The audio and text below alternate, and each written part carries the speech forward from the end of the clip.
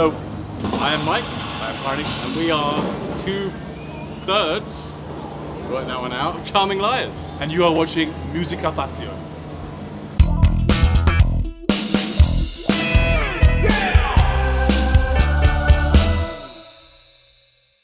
I mainly play Fenders, so I've got a couple of different Fenders in here. This is my main bass. It's a Fender Road Worn P bass. It came a little bit road worn, but all this and all that has been excessive touring.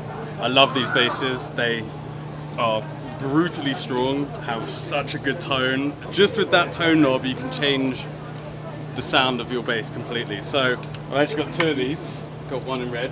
You've been flying around a lot. Got these really cool custom-made cases from Scott Dixon. Just check out.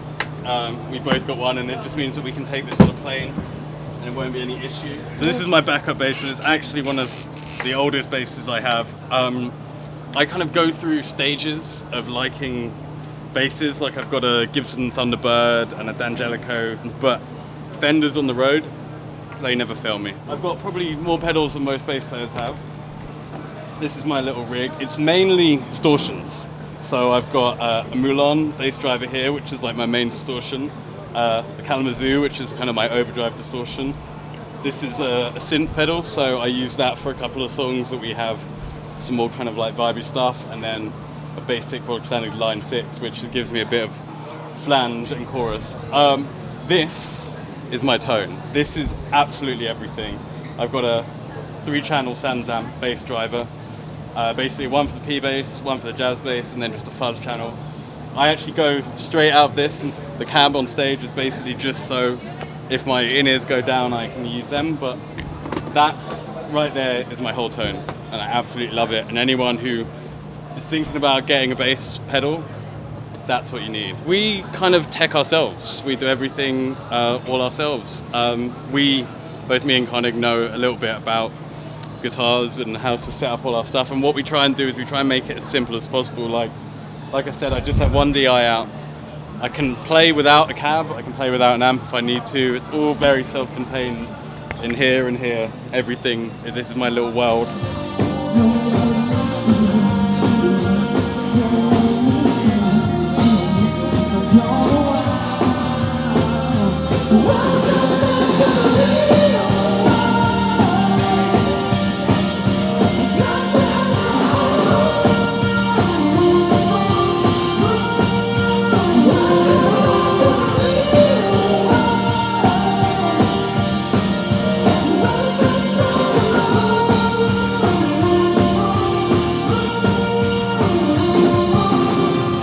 I'm really big, obviously, so normal guitars look really small on me. So my backup guitar actually is one second. It's a Telecaster. This is a backup, but as you can see, it looks quite small on me. Very reliable. And then my 2 main guitars are these guys. The original Starcasters, late 70s. The reason I first got it was because it was really big. Yeah. I didn't really care about the way it sounded. I thought it was heavy, it was big, and then after about a year, I realized probably my favorite sounding guitar. This is my first one, which I got in England actually, and they sound really good. I recorded them as well in the studio when I'm recording the new music. So I have 3, so I take 2 on the road. We actually write a lot of it on acoustic guitar, yeah, and a piano as well. And then after we've written the song, we'll put it on electric guitar and start playing around.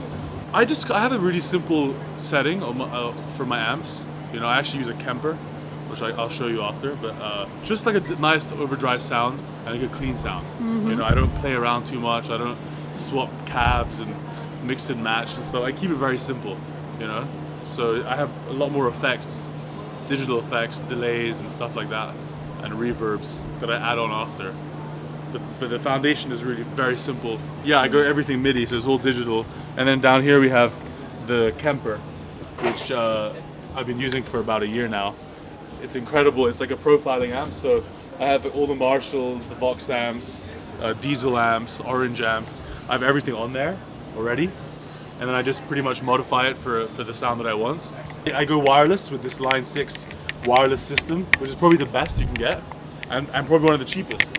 I'm sure a lot of bands use Sennheiser and all those big brands, but Line 6 is doing really, really good stuff.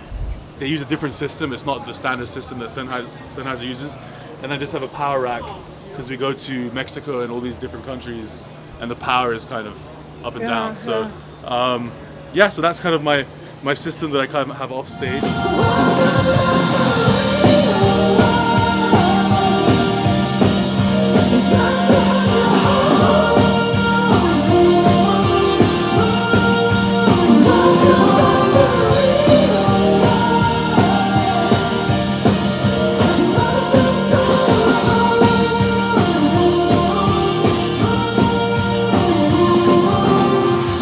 Kind of big sounding rock that seemed to come from America mainly, and we always wanted to record an album in Los Angeles, so we ended up doing that, and then we never left. Like when we worked with Bob didn't say, oh, do A, B, C, G. He was just like, no, like feeling and like chords, and no, that's, you know what I mean? So it was very much very vibe, which I think is very important, because people listen to music, I don't think they listen to, oh, that's minor, they shouldn't. Chord progression. Yeah, great chord. No, people just like, if it sounds good to the ears and they listen to it. So I'm like, sounds, note, that one, that note, you know. It was a long process. We spent about a year doing pre-production. He doesn't live in LA, so he'd come every like month for a couple days, and we'd be in my studio doing a lot of pre-production, picking songs, getting rid of songs. That song sucks.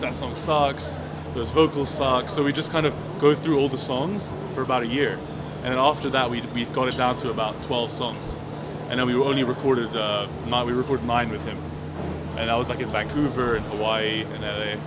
So it was a really great experience. Yeah, it was a great experience.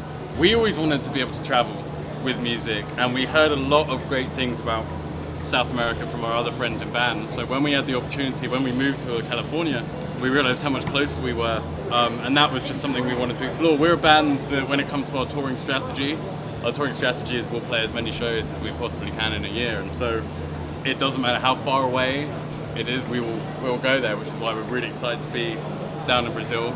We want to come back.